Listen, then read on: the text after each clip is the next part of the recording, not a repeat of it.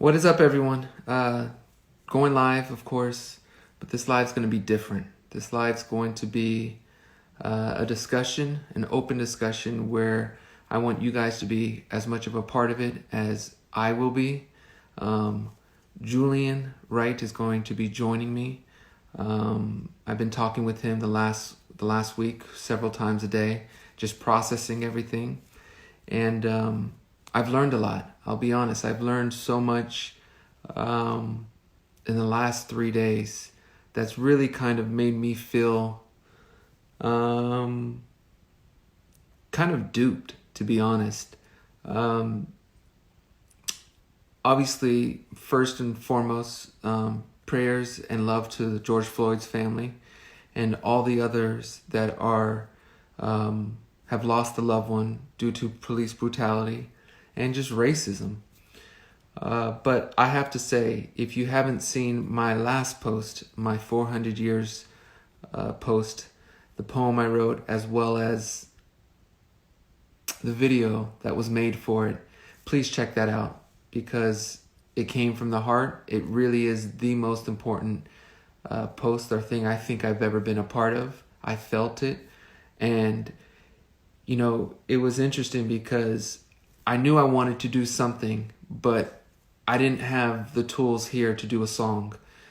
So I wanted to do something, so I felt, you know what if I said something? And then that carried on to me writing a poem about what I'm feeling. And what happened was to do the poem and to do it properly, I had to do research. And I'm kind of embarrassed as an American, as an African American, of how much I didn't know. And I'm coming real. I grew up, you know, my family's obviously the Jackson family, with a strong heritage and a strong legacy, and they grew up in a different way I did. Not to say I wasn't warned. Like I've said in many posts, the most I've learned about my people was from my family, not my school and not my education.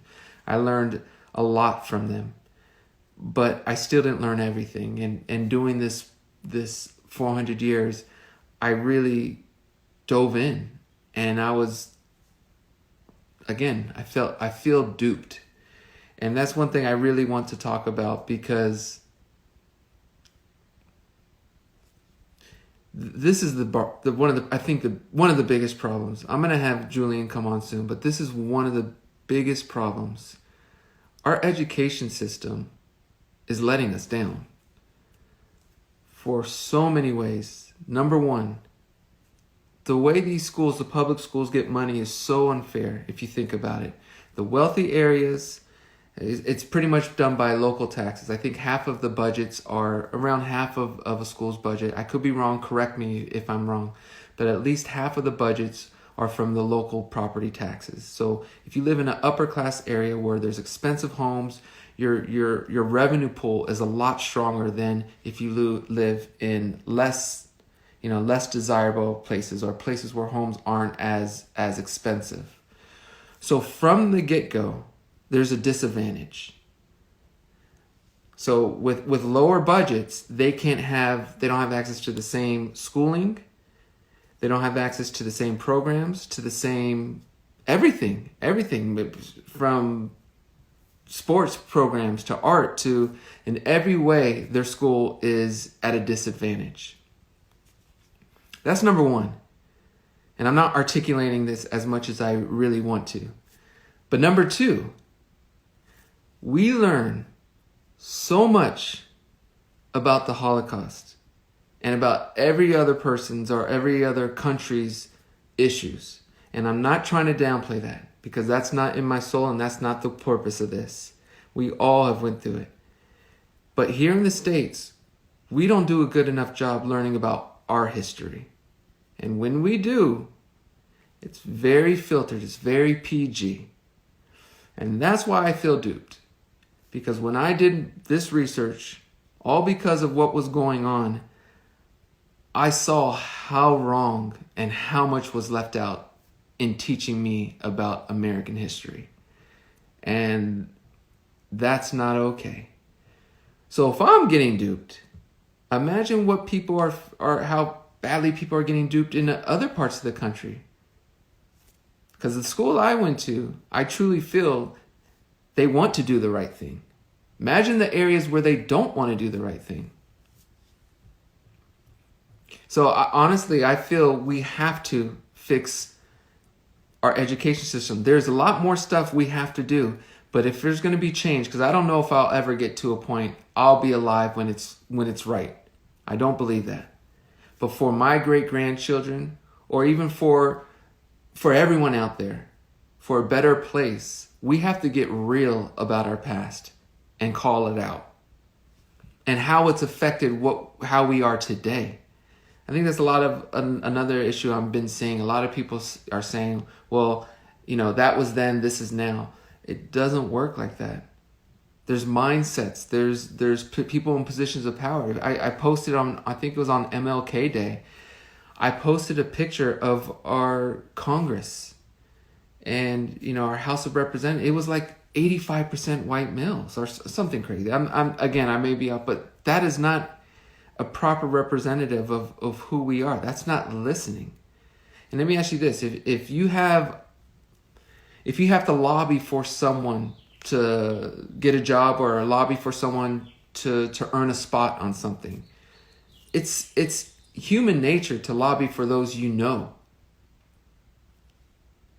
It's human nature to lobby for whether it's family or those who you know.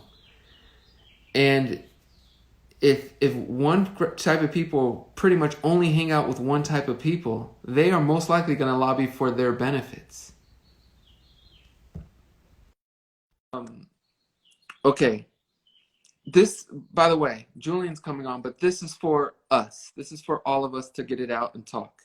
So I'm asking for a lot of you to be very respectful, what's up, Julian? What's up, brother? I'm asking for you guys all to be very respectful. I'm asking for you guys to be open and honest. If you have a legitimate question, or you don't understand this or something, or you want to make a point that you feel strongly in, I don't care what side it comes from. This is what I truly feel is needed to advance forward. So with that said, ask questions, post thoughts. I will pin those questions and we can get to it. Julian, how are you, man? I'm good, man. How you doing, brother? I'm all right, man. So I've been watching you the last week. You live in Washington, D.C., so you're like at, the Mecca in a sense of what is going on. I'm sure the protests there, maybe after Minnesota, are stronger than everywhere else. Yeah. Especially with all the all the government and political figures that reside there. Oh yeah. What have you been? What do you want to say first of all? I'll let you just.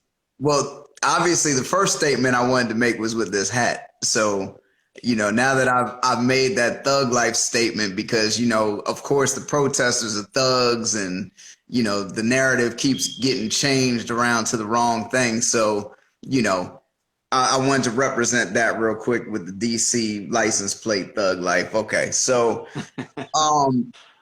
Obviously, man, there are a lot of things that have been happening, and I think that the anger has boiled over. Obviously, a lot of you don't know, TJ and I have been talking about this stuff at length over these last few days, and the combination of people being cooped up, on lockdown during coronavirus worldwide for 2 months or so, and really being anxious and upset and angry, and then to see the imagery of George Floyd being killed was just really enough is enough.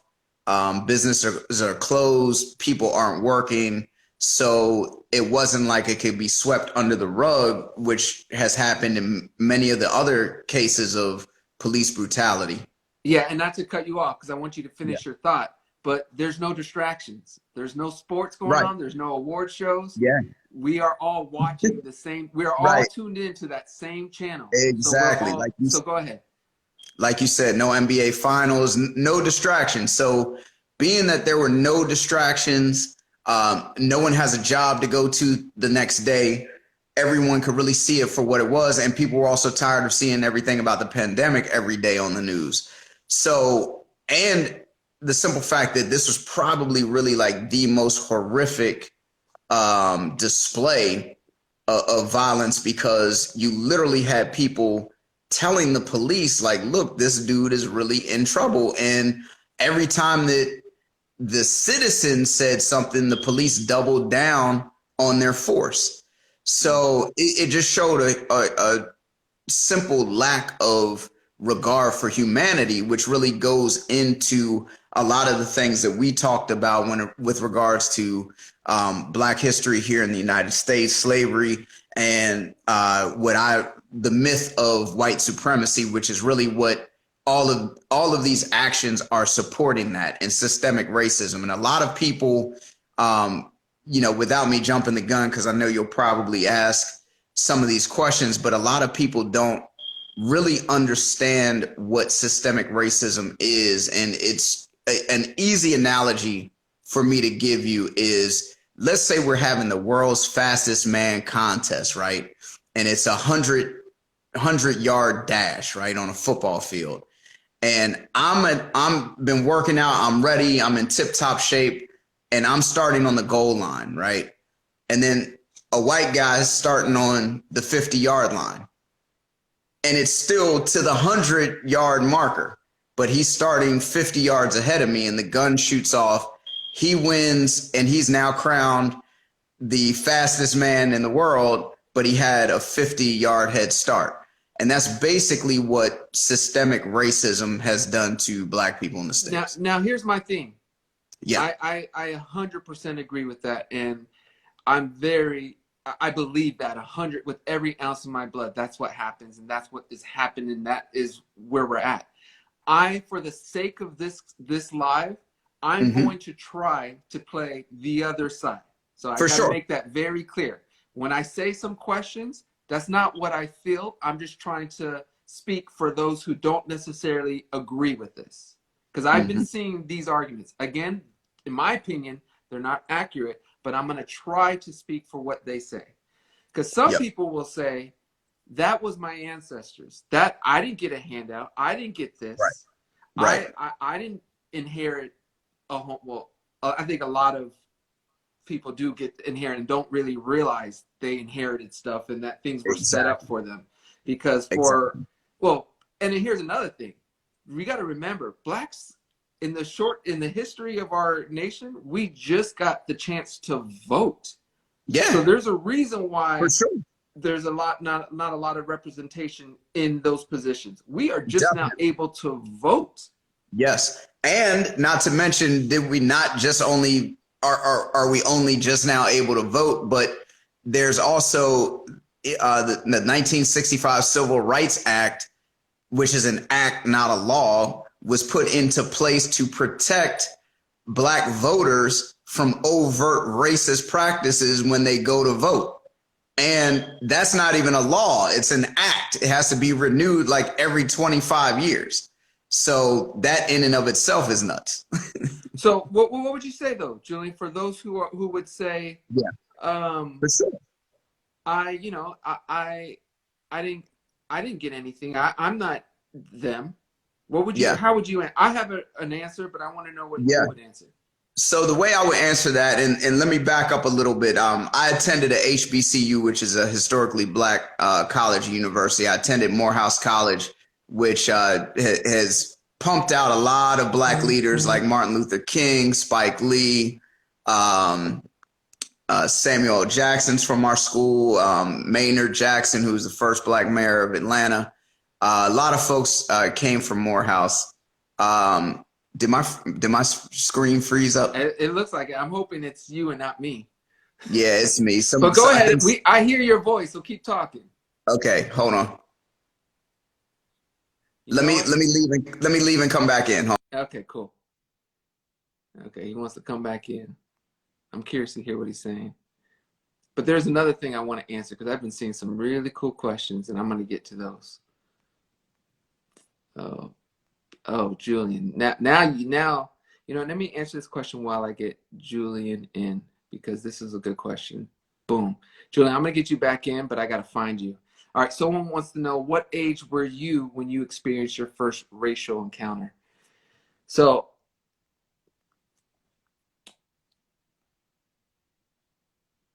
I'll be honest, and I've said this for years. This is the story for me. First of all, I don't know if this was my very first encounter, but I do remember being in the studio at 16 years old. I was driving my first car that I bought for my Free Willy check from us doing a song on the Free Willy soundtrack. And I bought a Honda Accord. I always wanted a Honda. They were reliable. It was a simple car. And I bought a Honda Accord.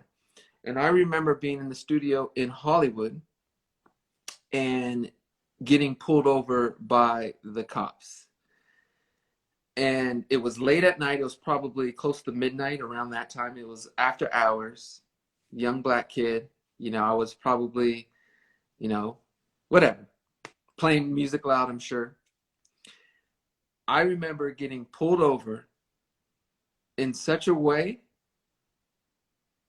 that still to this day affects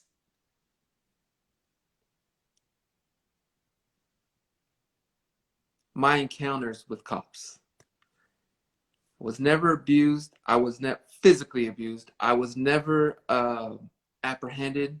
I was never pulled out of a car or anything.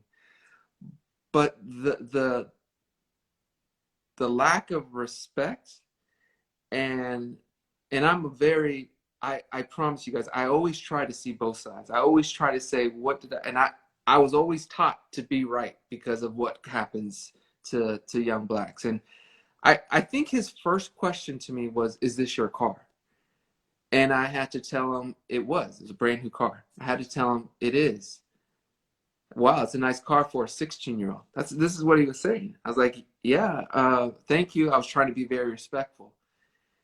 He made me go through and I hesitate to say this, and maybe I'll cut this story short because I don't want sympathy for me. I'm just sharing my initial experience with police enforcement. But he went through everything to try to scare me. And you know, first on the loudspeaker, second, like, you know, it was just very, very, it was too much for a 16-year-old, to be honest. That was my first, that was harsh. I'm sure there was other moments. I told Frances, you know, when I first dated Frances, she had Lexi and Sage, and Lexi's dark skin. And I told her I didn't want to raise my kids where we were at because I felt uncomfortable even at my school. They're doing a much better job today. But back then I was one of two blacks out of 50, 60 kids in the class. I always felt uncomfortable, even, you know, at Little League or everywhere. It was, and I lived in an area that was, you know, upper class. So I guess that happens, but it never made me feel comfortable. So much to the point when we moved, that was like the first priority, was finding a place that was inclusive. I wanted to see blacks, I wanted to see Asians, I wanted to see Hispanics, I wanted to see white, I wanted to see everyone. And I wanted to make sure my kids grew up around that. I don't know, and I think that's super important because I think that's the only true way our society can really move forward and understand each other, is if you surround yourself with everyone. And that's my biggest issue with the political system and why I don't feel I'm so super into it, because I feel it's kind of rigged. With that said, Julian, you gotta reach out to me, man, because I'm struggling finding you on this thing. Oh, there, I see you. So let me see if I could. Okay, yeah, you coming back.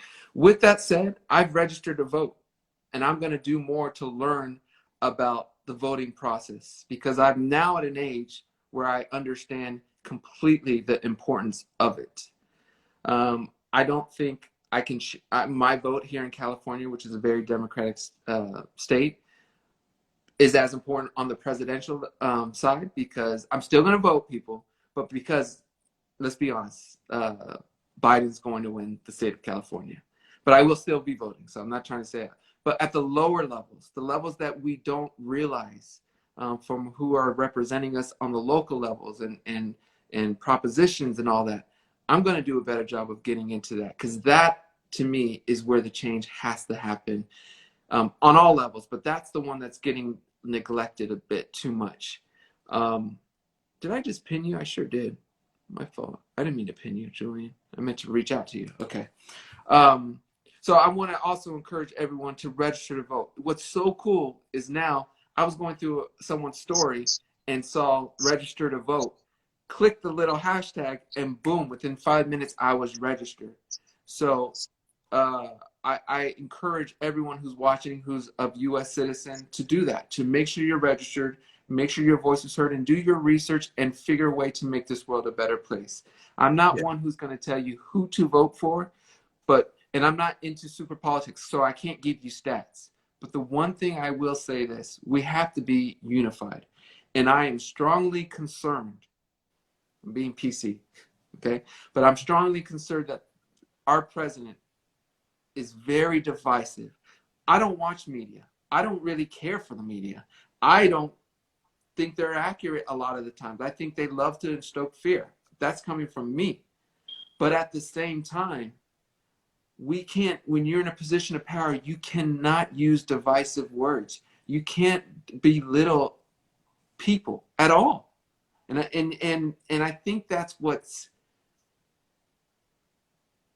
I don't know how that message is getting lost, but there, for anyone who wants to change, we need unity.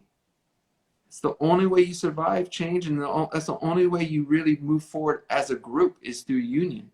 And really to think about what kind of unity, forget about it. You know, I've been accused of many things. That doesn't mean I'm going to badmouth certain people if it's time to be unified, you know? So, all right, Julian, I'm going to let you finish what you were saying, my man. All right, so I'm going to talk about that, and then I'm going to touch on voting real quick. Let me say what's up to Corey, who's in the house. Adrian, Corey was our engineer in Atlanta, hooked up the session for us. Absolutely. What's up, Corey? So Corey also went to Morehouse. So another thing, so what I was speaking on before, when people say, oh, that was back then, not now, I didn't benefit. Well, you did benefit, and here's how you benefited. So one really simple thing, a lot of times in America, and TJ, you know, because real estate is part of your professional background, they say one of the first ways to build wealth is through real estate and, of course, education, right? So you touched on education and how the schools are hard and tough, but real estate, right? So there was a practice called redlining, which was very pervasive in the 20th century, in the 1900s. And basically what redlining did was it marked areas on a map within cities or counties or what have you, and said that these places weren't really good for investment. And those areas that were redlined were typically Black neighborhoods. So even if a family worked, had two jobs, were professional, what have you, could easily pay back the loans, if they went to the bank just because the area that they wanted to purchase a house in was in a undesirable neighborhood, those loans would either be declined or they would have to jump through more hoops to try to get the loan, and then they would still be declined. Whereas folks who lived in white neighborhoods could easily get those loans, and at many times they were low interest loans. So for instance, and I always say this, most people's sense of history only goes, and this is just the average person's sense of history, in my opinion, only goes as far back as their grandparents, because that is typically, you know, the oldest living person that they know, and they will tell them things about, you know, what they knew. So let's go back to like World War II, right? So the people who are saying, oh, you know, that was then, this is now, many of their families, post World War II, the government, as part of the GI Bill, created low interest loans for the returning soldiers. And that gave those soldiers a huge advantage in purchasing houses with these low interest loans. But of course, the black neighborhoods were redlined. So the black soldiers, maybe I think the figure, and I'd have to look it up again, but maybe it was like 3% of the loans went to black soldiers. So right there, you have a number of people who were able to purchase houses. These houses, the wealth that was built in those houses, they were able to pass on to their children. And those kids then benefited from that, as well as successive years. Of course, the redlining didn't stop. And redlining also did not stop with, there we go. People keep wanting to send messages and it stops. So redlining also did not stop with just housing. It also goes to businesses, right?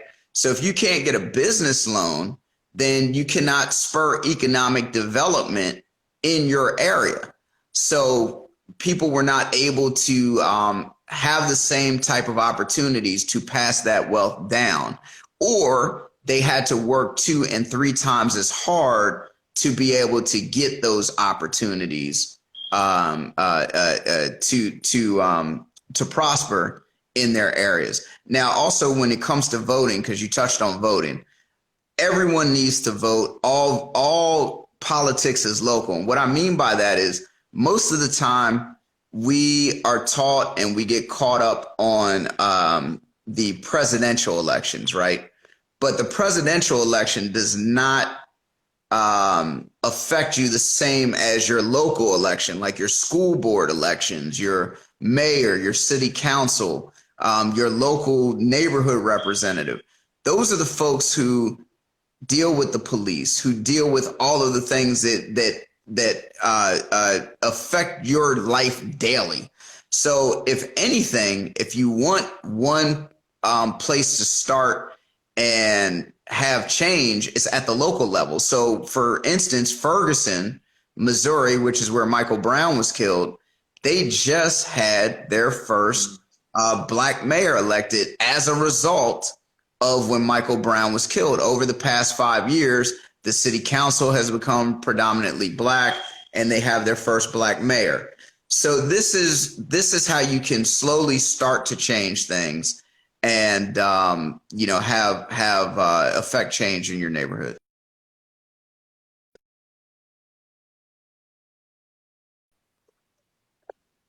Some technical. Can you hear me? Yeah, I'm gonna take you out though, and then you got to try to come back in. Yeah, I'll come back in. Out. Okay. So yes, but this is another thing. I saw a great question. This was a very important question or point. CNN shows one side, Fox shows another side. Really needs a news channel that shows both sides. I think this is one of the biggest issues because like I said, I don't really watch news, and if I do, it's not religious. I don't watch it every day. I watch it here and there on big moments, and every time I watch, I try to watch both networks because I like to hear what both. There's people. One thing I do know as an American, there's people who think one side's tearing the country down, and the other side thinks the other side is tearing it down. So I like to hear both sides and make my own opinion. I strongly feel there has to be leniency on the networks. I do feel definitely needs it more on one. I'm not going to share which one, but what I will share is both networks should have diversity. You should see all different nationalities so that we can understand each other truthfully, a true commitment to hear everyone's side on both networks. And that is not the case on one of them. Let's be honest. If I go through each and every program after program, it's the same looking person or the same kind of person who's saying the same experience. There's no minorities. There's no diversity.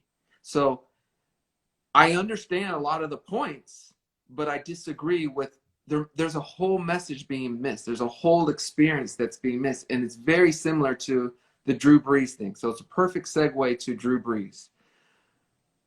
What did for all of you who don't know, Colin Kaepernick, football player, has been taking a knee for the last couple of, well, he's been pretty much expunged from the league.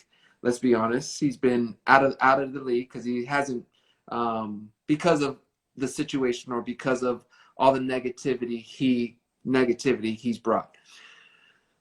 And that stems from him taking a knee. Why did he take a knee? It was to protest police brutality. Watch every single interview he's done. Watch everything from the very first day. Watch the reasoning. And it was a military. He said he didn't want to offend anyone. And the military said the best way to do it is to take a knee. So that's what he did. And this is my issue. That whole narrative got flipped. That whole narrative got changed. Who changed it? From my recollection, please correct me, it was Trump who changed it by saying those SOBs are disrespecting the military, and if you're not happy with this country, you need to get out. It steered a very angry and a mess to the point where NFL had one of its lowest rated seasons. People were getting disinterested, and it was causing a lot of issue. So now, after George Floyd, and today, there was a sentiment, in my opinion, that more football players would take a knee to again protest police brutality. And this time, the thinking was, this is all my interpretation, the thinking was, we're going to have more support because now people see why he was kneeling in the first place. We're going to have more support. We're going to do it very peacefully. But when we take a knee, it's now going to mean something. So for Drew Brees to come at this moment and talk about how that's disrespecting the flag was either insensitive to not understanding how we feel, or it was clueless. And either way, it's wrong. So in my opinion, he's in trouble. He's got to retire. I don't see how he can rally and get the locker room, who's, let's be honest, is at least 65% black. I'm being generous. I think it's closer to 75. I don't see how, in such a physical sport, how they're going to really have his back. So that was my thing. I really want to know. Let's see. Let's try Julian again. So honestly, I don't feel it has to happen. It has to happen. You can't do that. It's the same issue I have with all lives matter. It's watering our ability to get our voice heard. It's a mute. And whether he realized that or not, that's what he did by saying that. He just agitated the people who are going to try to say you shouldn't be kneeling, when this is our chance to get our voices heard. And here's another thing, which is something I tweeted, which is super important. You guys have to remember, when I say you guys, it's everyone who's against that. You have to realize that when you see the flag, it means different things to different people. I love being an American, but I don't have it on me, and I should have, and I meant to, but a dollar bill has a big picture of George Washington. The guy was a slave owner. If I ran into George Washington right now, he wouldn't even look. He'd treat his dog better than he'd treat me, Julian, and millions of us. So we don't have that same. He's not our hero, and I think this is very important. This is what needs to be discussed, because I think people assume, of course, he's your hero. He's your founding father. And it kind of reminds me of growing up in a violent home, in an abusive home. Sure, that's the house I grew up in, but I don't want to go back. Right. I don't respect the person who was beating me. I don't have to respect them and bow down to them when I yes, please. Thank you. And will you do the 100 too on my counter? Hey, and real quick, while we're Thank you. if everybody can hear me really, really quickly, This guy no right here, one, real quick, and let me say, this go guy ahead. wouldn't have liked me. He wouldn't have respected me the way he would respect many of you. So you cannot try to push me on trying to respect him the same way you may respect him. You have to and if you can't understand that, you're not being sensitive. You're not doing a good enough job understanding what our history is. 400 years. Go watch my video. And that's not a plug for it. But if you can't understand that I can't respect him the same way you can, you're missing the point. You're missing it. You're not being humble. You're being narrow-minded.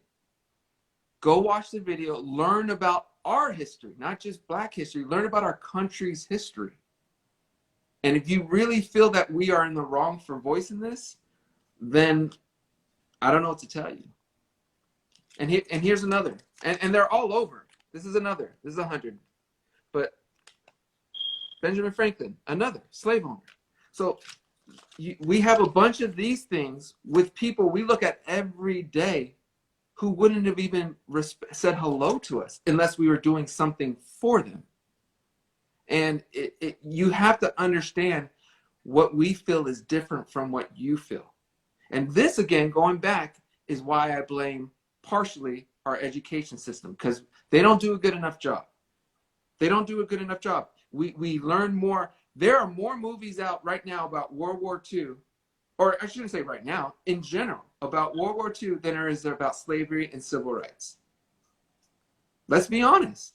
The movies are made here in the States. Is it because we don't want to point our bad qualities? We don't want to shine a light on ourselves? We don't want to put a mirror in our face? Well, in my opinion, that's what needs to happen to really realize we're not where we need to be. And I ask any of my German fans, because I know I got some of there, but I heard something, but I want a confirmation. Because from what I understand, and this isn't going to get rid of all racism. It's not. Even if we learned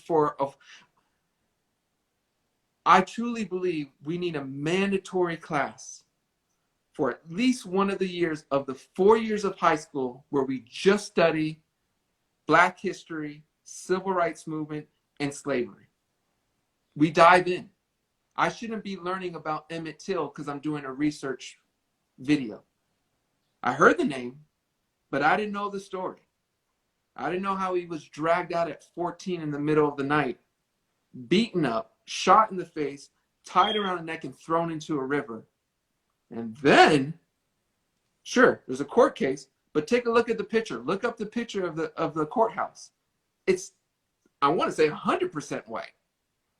And it's like almost like there's no stress because they knew what was going to happen, which was acquittal.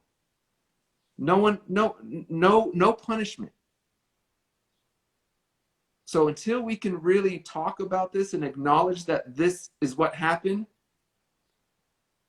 not even 100 years ago, in our grandparents' lives, our great grandparents' lives, we're not going to get there. And this is my plea for those who think that or feel the need to post All Lives Matter or getting sensitive or not really understanding the message. Spend time researching our history. And I don't mean our Black history. I mean our American history. Not all the great moments. Not how we saved the day here and there. Not how we did this and that. No, research how we treated our American citizens. Because then when the American citizens like myself or many other who voice their opinions get labeled a certain way, it's wrong. It's clueless or insensitive, Drew Brees. Yeah. Go ahead. Sorry, So, Drew. really quickly, please, no one try to send me a message in my DMs. When you do that, it freezes me and I can't talk and we have to restart everything. So please do not send me any messages in my DMs. Just comment here. So, couple things. When TJ, when you were talking about the news stations and not being fair and balanced, there used to be a law that all news stations had to give equal time to both sides of the story. And then in the 1980s, the owner of Fox News, and I don't know why his name is slipping out of my head right now. He was part of he was part of Nixon's inner circle, and he had pitched that sort of a conservative news network back then. And it wasn't until the 80s and Ronald Reagan's administration that he was able to convince enough people in government to get rid of that law. And then he was able to create Fox News Network, and Ted Turner was Rupert Murdoch. Thank you. And then Ted Turner was able to create CNN. And now you had news networks that claimed to be, more or less fair, balanced, but they were really, leaning left or right. So that's one. Then you went to Drew Brees. So let's talk about Drew Brees real quick. Quickly. So once again, that narrative was changed to like disrespecting the flag, which you said it had nothing to do with the flag. That is always a diversion away from what the protest was really all about. Lauren, God, I just said don't send me anything to my DMs. Now I'm frozen. Which is strange, but it's because I have an Android and you guys have Apple. So anyway, thank you, Lauren. You just froze me. So with Drew, and that's a horrible picture to freeze me in. So with Drew Brees, what happened with Drew and that whole narrative and disrespecting the flag, no one talks about when people make the American flag into shorts. That's disrespecting the flag. I went to military school as a kid, so I learned all the things about disrespecting the flag. Another thing that's disrespectful to the flag is the simple fact that you have a whole section of the country that sports the Confederate flag. The Confederacy was fighting against the Union and the flag. They created their own flag. You do not see people in East Germany running around with a Nazi flag still in their cars or in their trucks or, all of that kind of stuff, because the German government said, okay, this was a bad situation. This was a part of our history that was shameful. They got rid of it. But it goes to show how systemic racism and racism in the United States is actually okay. We turn a blind eye to it and we allow that to happen because it doesn't affect us, which brings me to the next point that you touched on, which has to do with the founding fathers and why are Black people so upset with the country and we don't buy into some things the same way. Hold on, you got to come back saying this stuff regular. So come back in. Okay, cool. Hold on. This is important stuff, and I do want to talk about that because that's another important thing. Is there's a lot of people in our states that believe the Confederate flag should stay, and the monuments that support the Confederate flag or the Confederacy should stay. Again, it's just being insensitive to what others see when they see that stuff. I hate it. I'm sorry. It doesn't bring me back to a welcoming place. So you can't be shocked if I don't embrace it. It's very egotistical and it's not being inclusive. Again, if we're going to move forward, we have to be inclusive. I have to be sensitive to what you see when you see certain things. I'm back. I see people saying turn off the notifications. I don't know how to do that right this second. Please, no one DM me. I still think do it's not DM me. Thank you. Go ahead though, Jay. Okay, so real quick. So dealing with the founding fathers, right? You held up the picture of George Washington. You're correct. He's a slave owner, but let's even take it a little further. I'm going to take it a step further. Thomas Jefferson, right? The founding father that basically wrote the Constitution, right? Pedophile, racist slave owner and pedophile. He was raping his 13-year-old female slave and had children with her. So this is the kind of stuff that was happening. You had these slave owners who were raping their female slaves and having kids with them. So, this is something that we as Black people know, and most people don't understand that because they get the glossed over history, right? And it's almost like a tale of two worlds, right? I saw in the comments, the Nazi flag is illegal in Germany. Why was it not made illegal here?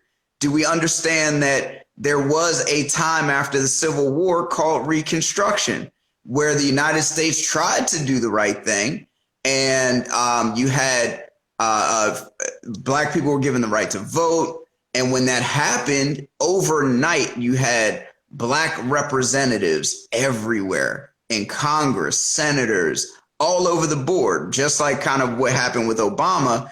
And what happened there was such a backlash in the South from former slave owners who now had politicians who were over them that were Black, that there was an election, I want to say it was 1890, where the Democratic and the Republican candidates basically had an equal amount of votes, and it was going to cause a runoff. So instead of there being a runoff, the Democratic side, which now the Democrats and Republicans in the United States have flipped from back then. The Democrats used to be the racist Southerns, and the Republicans used to kind of be what we know as Democrats now. What ended up happening was they cut a deal, and the racist Southerners said, you know what? If you get the Union troops out of the South, the Union troops were occupying the South. And I don't know why we'd even say occupying the South, because the South lost the war. So they weren't occupying the South. The South is now part of the United States because they lost the war. And those Union soldiers were enforcing the law and enforcing Reconstruction. But once again, and this goes to the underbelly of systemic racism, in order to keep political power, they put their foot on the neck of the slaves and the free Blacks at this point, and they traded them for political power, removed the troops from the South, and that's when Jim Crow laws came into effect. All of those Blacks who were in Congress, who were in the Senate, they were now all removed. And a very pivotal thing, which we see today, is a propaganda film was then made called Birth of a Nation. And that film portrays the Ku Klux Klan as the knights in shining armor sweeping into the South and removing these ignorant Black buffoon congressmen and politicians, which is far from factual. And that gave rise to the Klan in the United States and Jim Crow laws and everything else that we've seen from this point. Okay, so two quick things. Sure. The burning of Wall Street, the massacre of Wall Street, Black Wall Street. I have to. And it was more than a burning; it was a massacre. I didn't even know about that. Yeah. I heard about it, but I didn't know about it. Yeah. And until you go in and see a YouTube video or see pictures of it, I think you'll start to understand. You can't expect people to things to just change overnight. This isn't stuff that happened thousands of years ago. This stuff happened not so long ago for a long period of time. So for anyone who feels like, okay, but that's then, this is now, it doesn't work like that. And it just evolves, right? So there are times there was a time when you could just overtly, now mind you, I want to say up until somewhere in the late 1950s, if you go and look up the amount of lynchings in the United States, it was off the charts. So Black people have been the targets of domestic terrorism forever. Al-Qaeda's got nothing on white men in the United States. So how can you feel safe and protected or love this country when at any point in time, forget what we see now with police brutality is horrible, but in the not so distant past, A mob of white men could come into your house, pull you out of your house, rape your wife, and string you up in a tree, castrate you, and burn you just because you said something to them or you stood up to them or they thought that you whistled at somebody, right? Which was always the excuse. He whistled at a white woman, and that's the Emmett Till excuse. That's been the excuse for a lot of people. So those things happened and were sanctioned.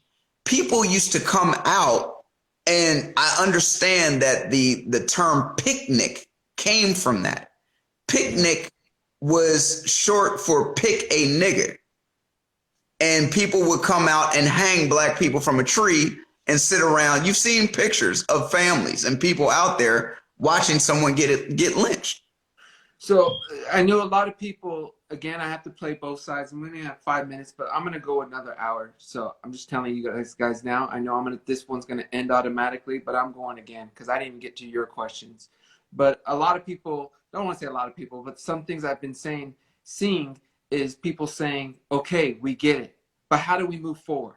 But the thing that you guys who may have that position have to understand is you can't properly move forward unless you understand the past and Right. what we know and what we've learned and how we feel. You just can't. When we sit into a classroom as a 7-year-olds and just see, you got to understand, every single popular white figure is white, whether that's Superman, Santa Claus, the president, taking out Obama, but that's all we see. So when we come home and we ask that question to a parent, why is everything so white? Why when I look up black in the definition, it's a dirty thing? Why is there black magic, black cat? Why is everything dirty with black, but with white, it's pure, clean, pristine? Why are all these Barbies? And again, it's getting better now. But think about for all of us who are in the 30s and 40s when literally 9 out of 10 Barbies were white. Yeah. Why do if I want one that looks like me, why do I want to get one to choose from, but my best friend Samantha can choose from 20? Right. So those questions are going to come up to black parents. And they're going to have to explain, well, not too long ago, there was a time where you couldn't go places. What do you mean you couldn't go places? Well, or once upon a time, the stories get passed for us. Right. Because we experience it. So you can't just say, ignore it and just say, let's move forward. It doesn't work like that. It doesn't. And T, can I touch on something real quick? Yes, please. So let's just understand that white supremacy is a myth, period. So all of these things are propped up are enacted to prop up the myth of white supremacy and not to have competition from black people, right? So and let's just take it back to slave days, right? And actually, I'll go a little bit before slave days. In school, we always hear the year 1492, right? 1492. Why was 1492 so significant? And most people will say, well, that's the year Christopher Columbus discovered America. Discovered, right? How you discover something where there's people. You got like 2 minutes, Jay, before it turns off. Just let okay, so maybe when we come back again, I'll touch on that because it's going to take. I don't mind starting there. And again, I want to go through the comments and the questions. But I will close this one because we're going to close this and come right back at it so I can get to all your questions. I want to say this. I'm a proud black man. I've always been proud to be a black man, but I'm more proud than ever because of what my people went through, stood up for, and got through at this point without really in a very forgiving way. We've been incredibly patient and forgiving. So when we try to express our voices for things that really affect us, for it to get downplayed and shot down by important figures, forget just the community, but important figures, it hurts. And you lose, just like Malcolm Jenkins said, I used to respect you and maybe one day we can work together, but I can't let this slide. That's true. That's the heart. That's how I feel. So I do want to say this though. My best friends are white. I love them like they're my brothers. I got an amazing fan base who are all colors and skin. I am not prejudiced by no means, and I love each and every one of you. My whole thing for doing this is so that we can move forward, so that whether it's your grandkids, my grandkids, they can all be on the same page and move forward. And I do feel we're moving in the right direction. I don't feel it's the same as what it was 400 years ago. That's not my point. My point is we still have some ways to go. You know, at one point it was voting rights. First of all, it's just land ownership rights, voting rights, using the same school or same restroom, same schools. Shoot, Now the fight human rights. Human rights. We were 3/5 of a person in the Constitution. Now the fight is police brutality. That's now the fight. Not I almost said not as severe, because it is as severe, but maybe not as severe as voting and all that stuff. It may not be as important now. I don't know if I'm saying this right, but I hope you guys get the point. We're moving in the right direction, but we got a long way to go. And right now the fight is police brutality. So get on that fight so we all can feel comfortable around cops. Because I swear to God, I swear I don't. All right. I love you guys. We're coming right back with this. All right.